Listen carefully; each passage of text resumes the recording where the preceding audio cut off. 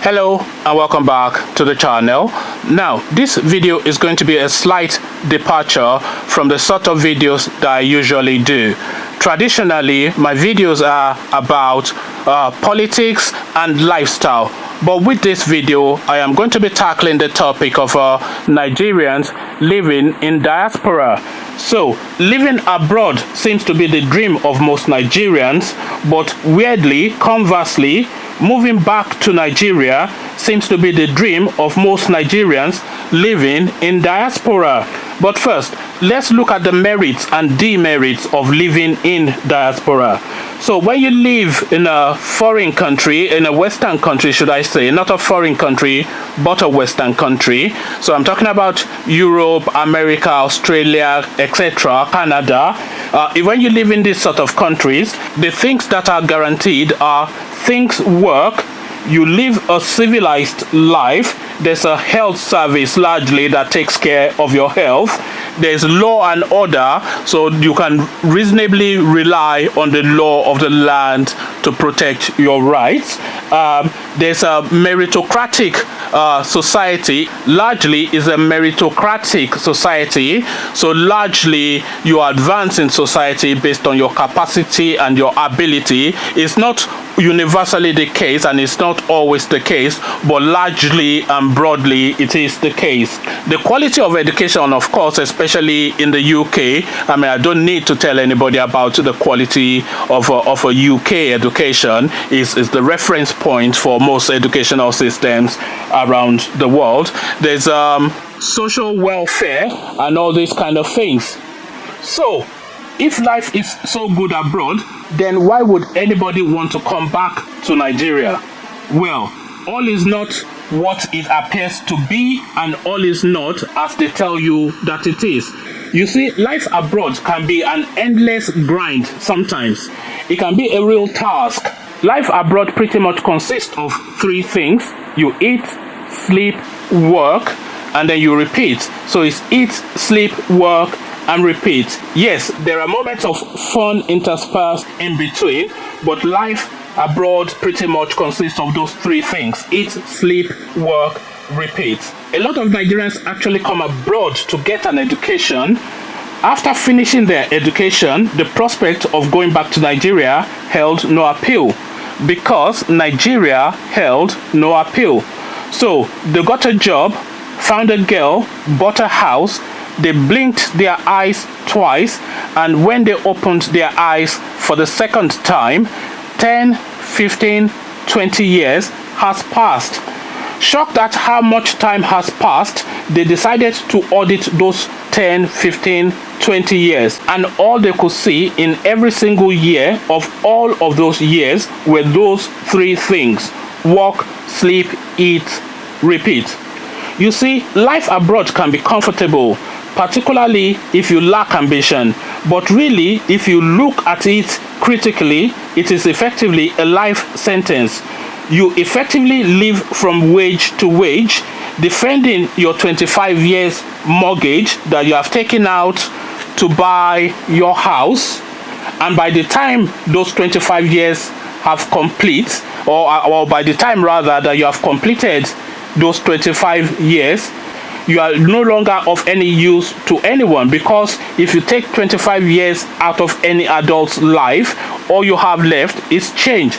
So after 10-15 years abroad, the diasporic Nigerian, and by the way, I am not sure if diasporic is an actual real word, but I shall be using it for the purposes of this video. So after 10-15 years abroad, the diasporic Nigerian starts to have nostalgic thoughts about Nigeria, because you see, the diaspora is not easy for Nigerians, especially Nigerians who have had their formative years in Nigeria. So you've grown up slightly, maybe you came abroad in your teenage years or your early 20s, etc.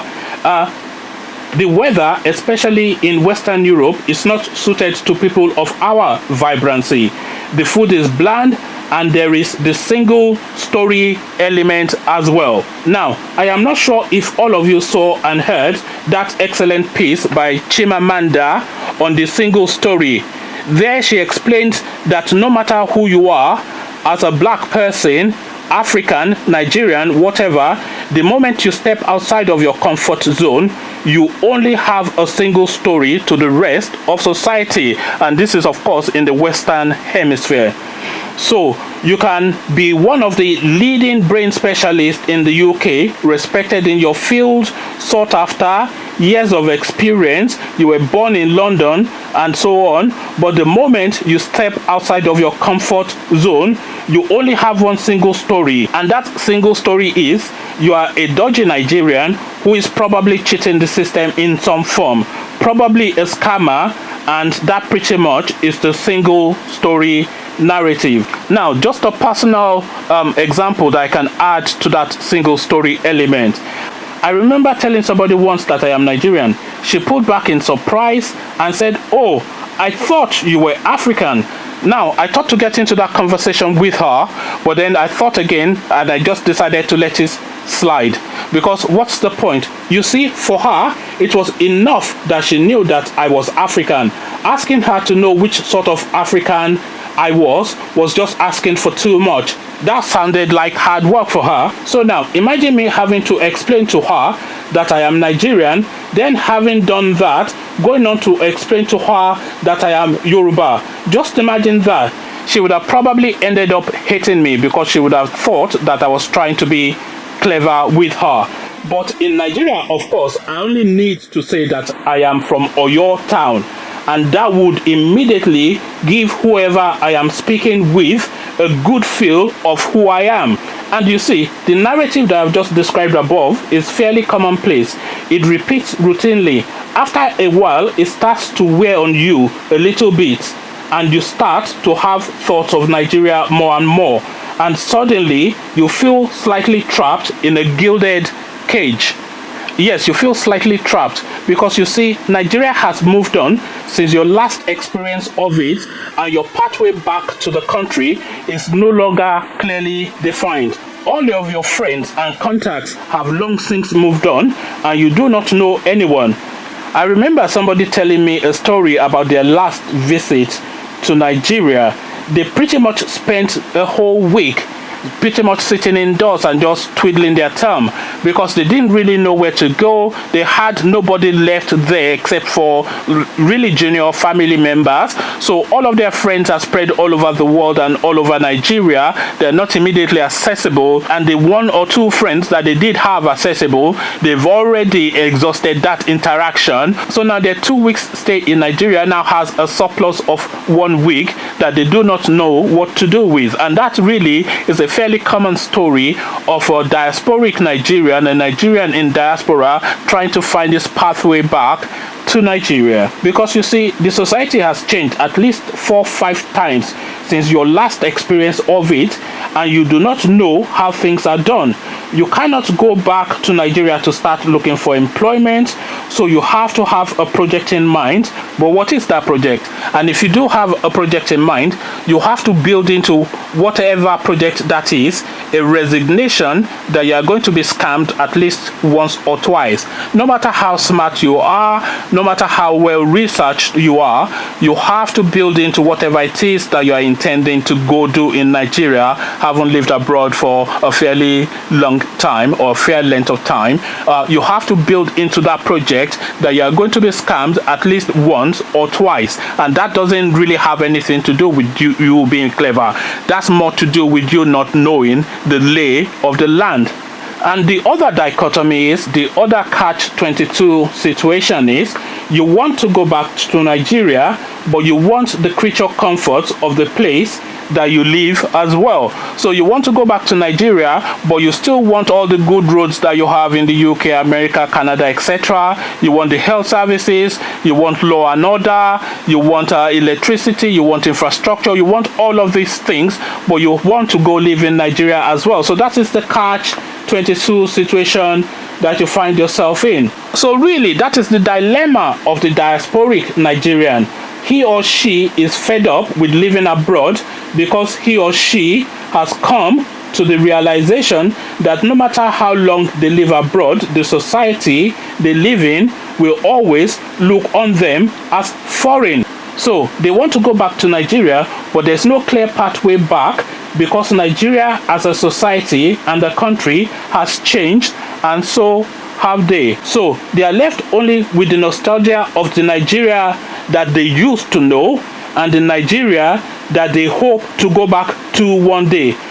That one day, of course, rarely ever comes, but they continue to dream about it as they continue to eat, sleep, work, and repeat. So therein lies the dilemma of a diasporic Nigerian. A diasporic Nigerian looks to Nigeria with envy, and the Nigerian in Nigeria is looking to escape Nigeria. So that is the funny situation that we find ourselves in. Everybody envies each other's lives because the Nigerian in Nigeria thinks the diasporic Nigeria has a easier life, and the diasporic Nigeria envies the life that he can afford himself in Nigeria, were he to be based in Nigeria. That is, if he has the funds to live that life. So that is the catch-22 situation of the Nigerian experience. This is the experience of the Nigerian in diaspora, and this is really a conversation that needs to be opened up and had.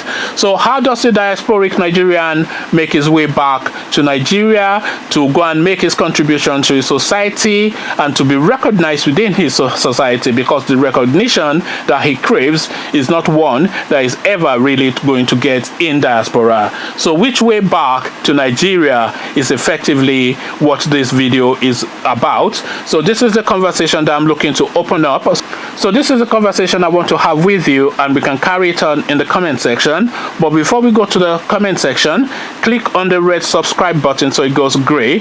Click on the bell button as well so you're notified once I upload a video. Once you've done that, come join me in the comment section where we can progress this conversation. So I'll leave you here, meet you in the comment section, and I'll say peace.